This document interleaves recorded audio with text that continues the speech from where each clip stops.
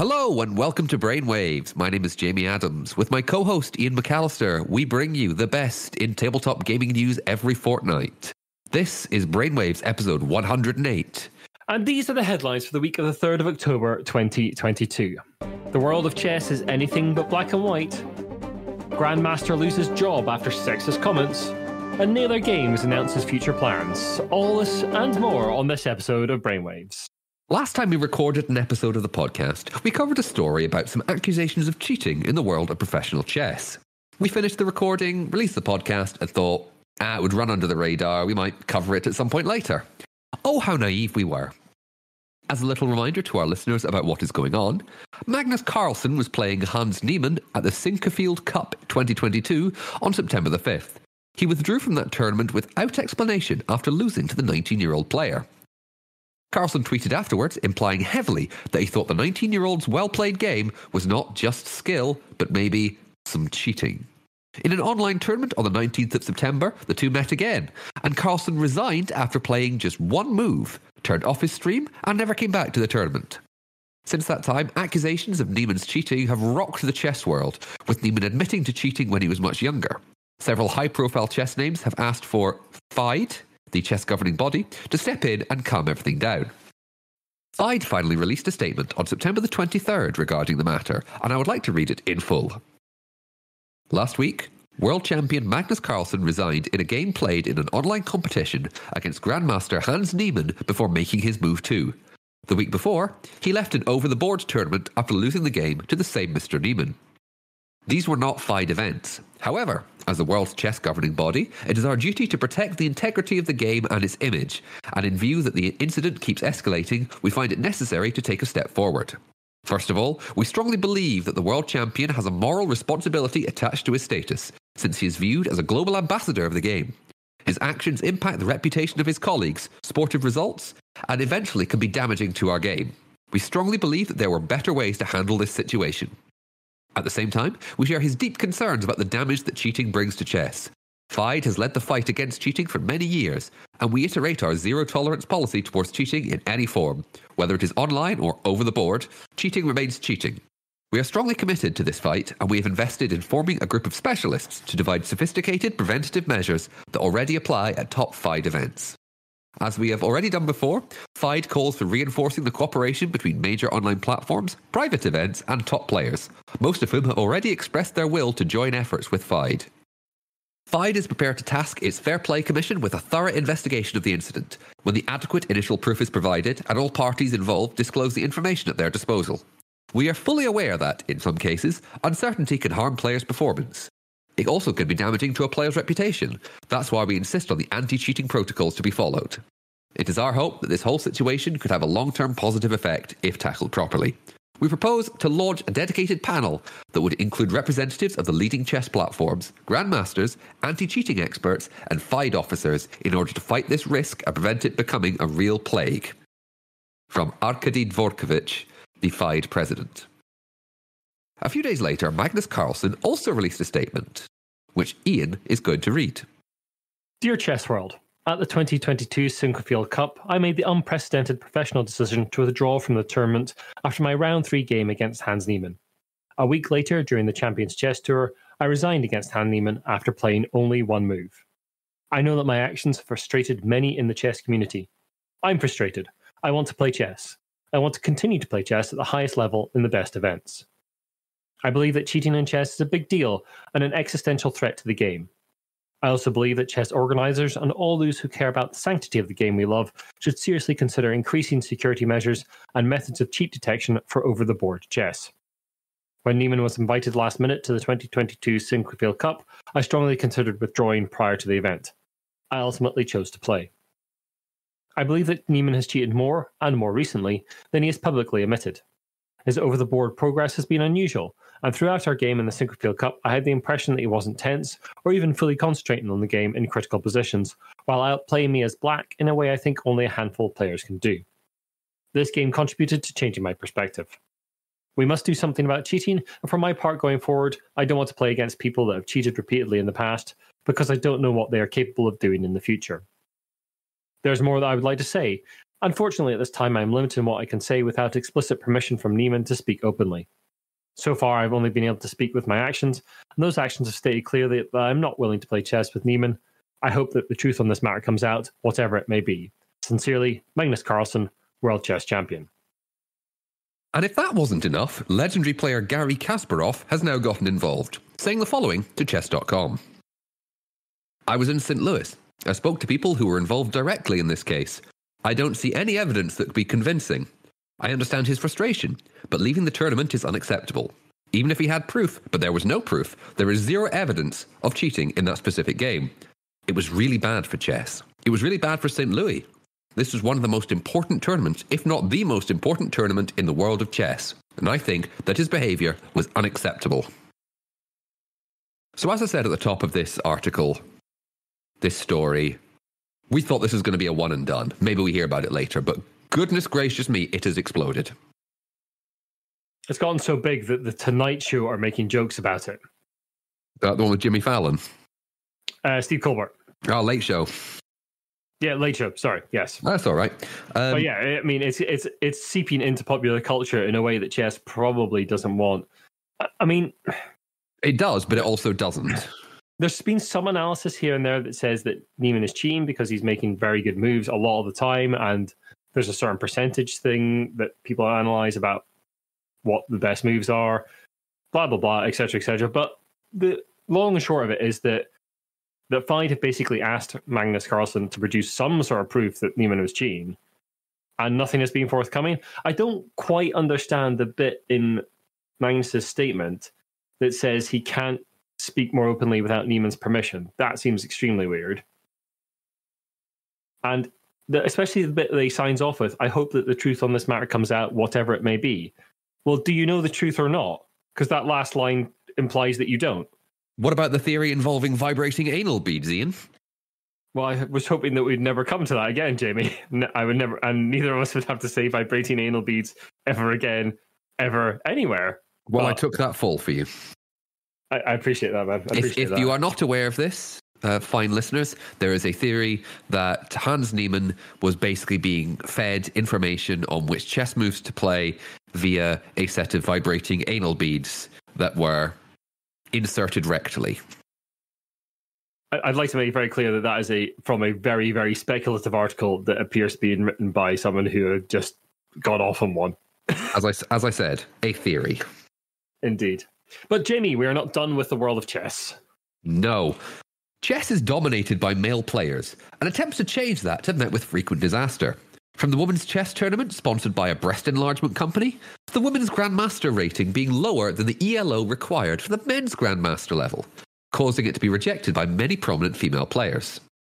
At a recent women's Grand Prix, Israeli chess Grandmaster Iello Smirin was commentating a match between women's Grandmaster Zhou Jiner and Grandmaster Alexandra Gorochinka. Why she wants to be like man Grandmaster in this case, he said. He went on to wonder if it was even possible for women to play like men, and that Gorochinka's Grandmaster title was because she plays in a very manly way, quote, with a very strong endgame. Many commentators had issues with what Smirin said, and Fide released a statement shortly after the event. During yesterday's Women's Grand Prix live broadcast, one of the announcers expressed some very embarrassing comments. Although we have great respect for Grandmaster Iello Smirin as a chess player, the views he expressed on air are completely unacceptable, offensive, and do not represent any of the values that Fide stands for. Therefore, we unreservedly apologise to all those who were offended. Additionally, Grandmaster Smirin will not continue as a Fide commentator with immediate effect. Fide not only strives to increase women's representation in professional sports and official positions, but also to change the perception of chess as purely a man's world. Our community has to be a place where women feel safe and respected. Therefore, any action that carries disrespect, sexism, or physical, verbal, or emotional assault is unacceptable. I know that, especially for the women's game, on the back of the Queen's Gambit, for example, that came out a few years ago, there was this huge surge in interest in the game. But it seems like it's kind of died down slightly, or maybe that's just been a pushback from upper echelons of men's chess, for want of a better phrase.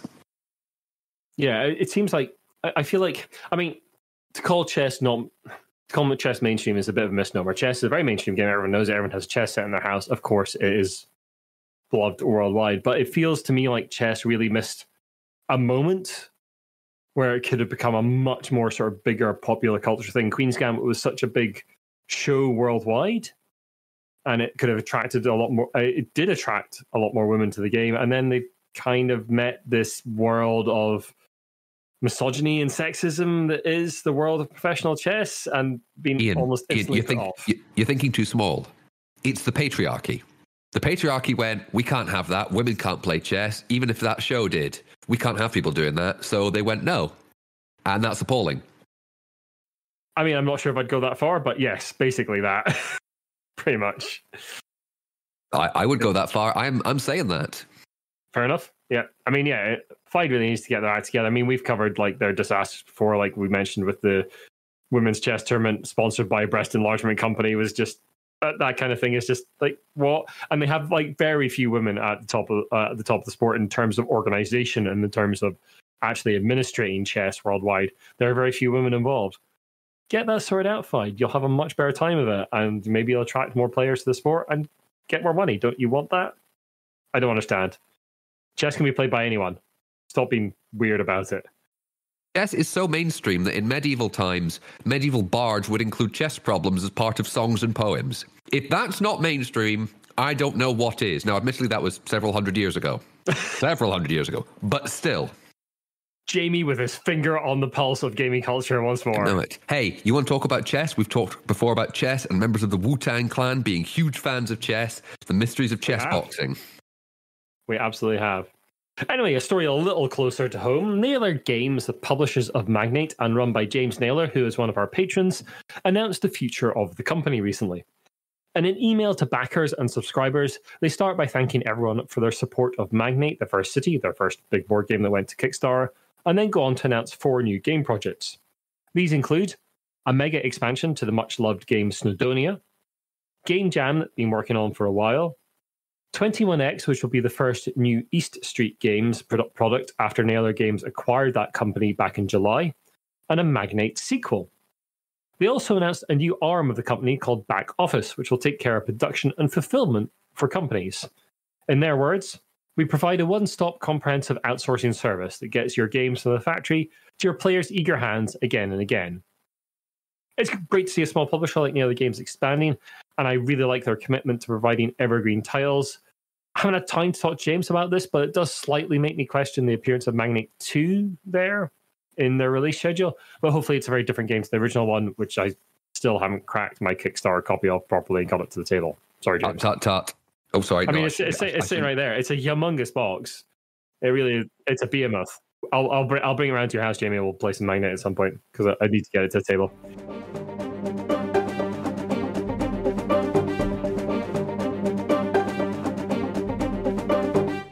Before we move on to the rest of the news, we've got a little update on previous stories. In the last episode, we delved deep into the murky world of the Wizards of the Coast and new TSR lawsuit to bring you a summary of the case and where things stand now that Wizards of the Coast had decided to pursue the matter properly legally. It seems like one of the consequences of that case was for Star Frontiers to no longer be appearing on the Dungeon Hobby Shop webpage where new TSR sells their products. The only listing so far is some Star Frontiers-backed playing cards. Good riddance, I say. Good riddance. Yeah, maybe it sounds like they're clearing the borders, trying to placate Wizards a little bit. Who knows? I'm sure a little bit more will come out of that when the case properly comes to court.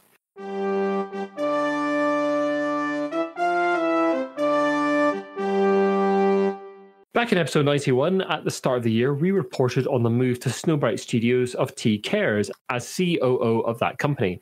After being abruptly dismissed in the run-up to Gen Con by Snowbright Studios, they've now landed on their feet at Hachette US as their new US sales manager.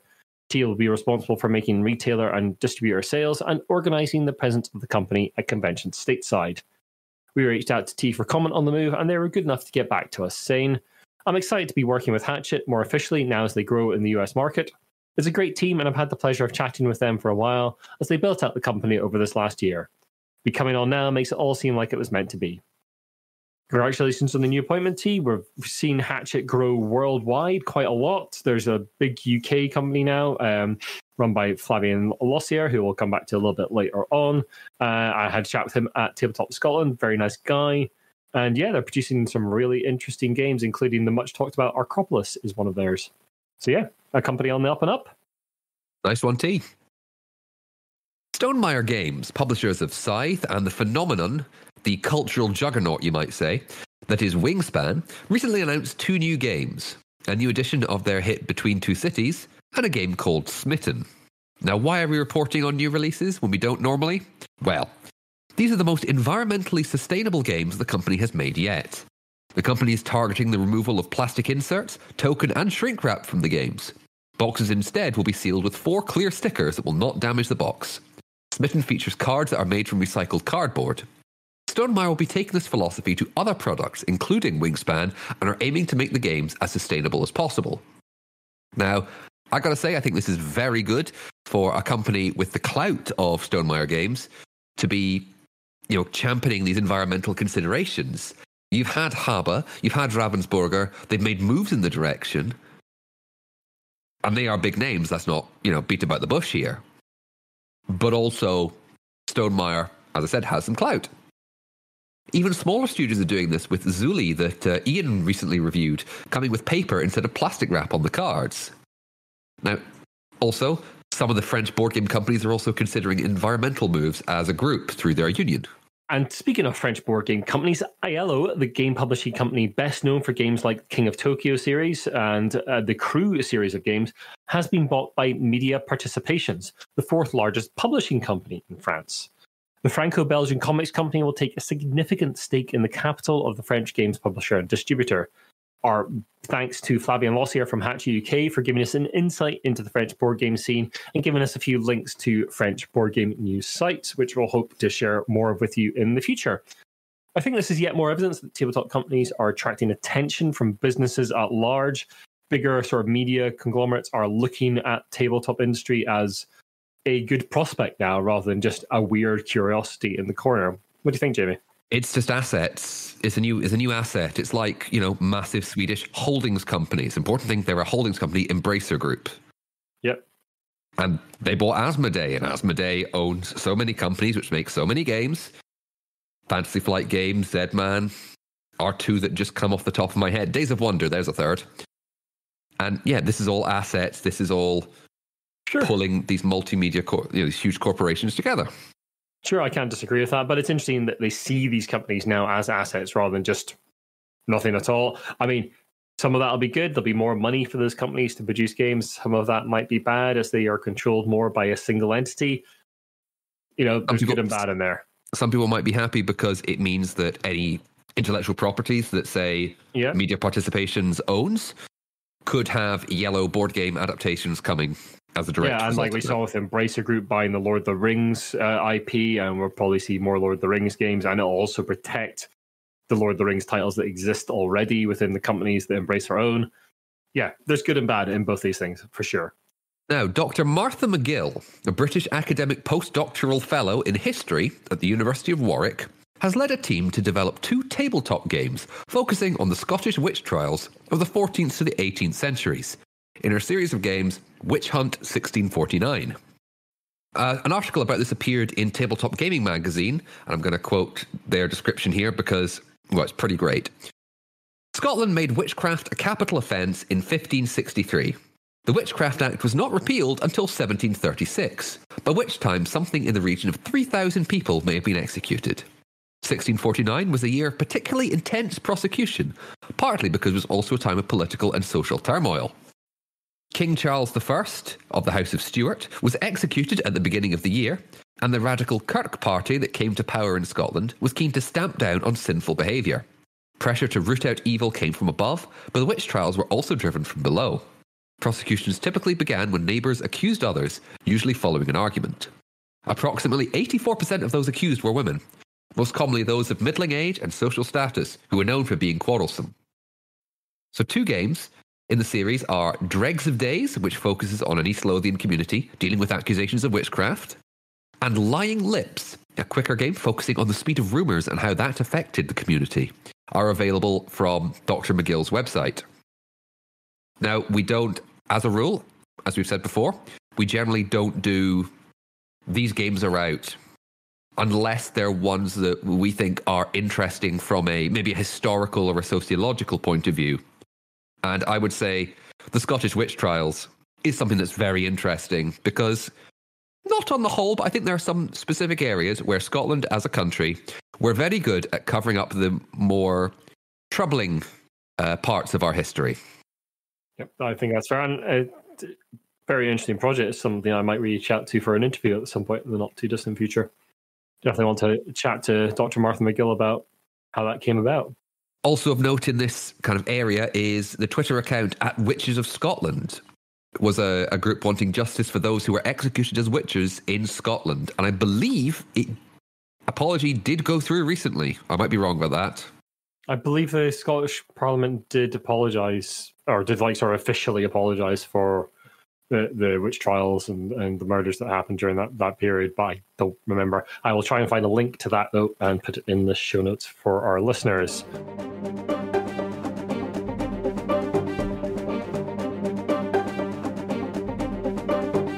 We've been covering jobs, opportunities, and events in the last couple of casts, and we're going to continue that for the foreseeable future. We don't have any specific jobs to throw out at you this cast, but we would recommend the website Gameosity. They put out a summary each month of the board game jobs that are available in that month, so you can go there and have a wee look at what's floating around.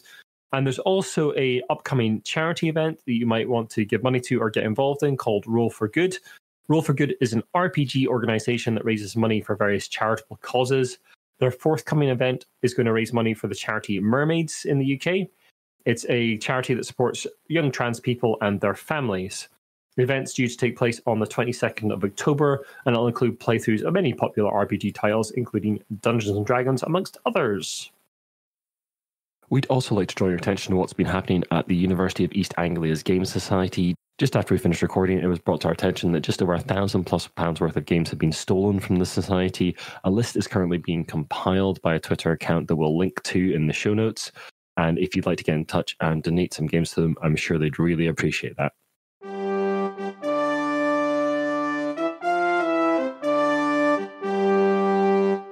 And we'd just like to take a wee moment to give a little shout out to our patrons. Thank you so much for continuing to support us on the cast. It really helps us make sure this cast goes out as it does.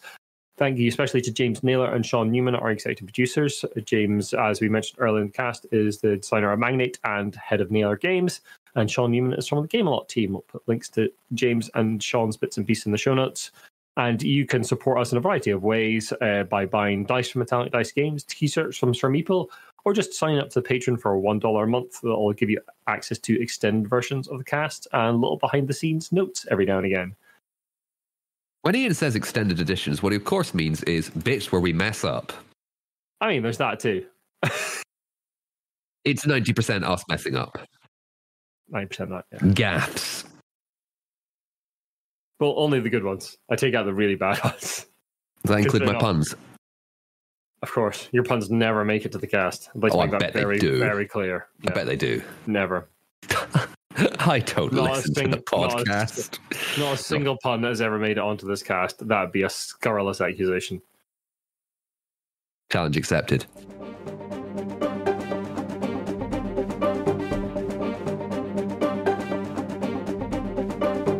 Quickly before we go, we've covered a number of announcements by Wizards of the Coast to celebrate the release of their Spelljammer supplement for the 5th edition of Dungeons & Dragons. In a 2-hour, 11-minute video on YouTube called Launching a Dice into Space, for all you grammar pedants out there, they couldn't use the word die because the almighty YouTube algorithm would have gone no. Wizards sent a D20 into space, encased in a model of a Star Moth Spelljammer. All the while, the album Spelljams, a synth companion album to your Starfinger adventures, played along. During the voyage to the edge of space, the camera shows the D20 rolling both a natural 20 and a natural 1 at various points. It's a marketing gimmick and a half. It's a hell of a gimmick, but it looks like it's a good bit of good fun. What I want to know, Jamie, is could you use that video and a random timestamp generator to make rolls in your Spelljammer campaign? Probably. I just don't trust electronic dice rollers. Just use a dice roller by yourself. As in, roll your own dice. Fair enough. Thank you very much for listening. If you like what you listen to, then the best way to help us out is to share the podcast and drop us a review and rating on your podcast app of choice. You can also follow us on Twitter, Instagram, or Facebook. I'm mostly active on Twitter these days. You can come and join us in our Discord. We have a friendly community where we chat about all aspects of the news and set up game nights all the time. We have a game night every Tuesday after the cast goes out. You're most welcome along. You can find all our writings and podcasts at giantbrain.co.uk, and do email us about any forthcoming events you have you'd like mentioned on the cast, job opportunities you'd like to advertise, or just anything about anything on the cast. giantbrainuk@gmail.com. Thank you very much. We'll see you in a couple of weeks. Bye now. Bye.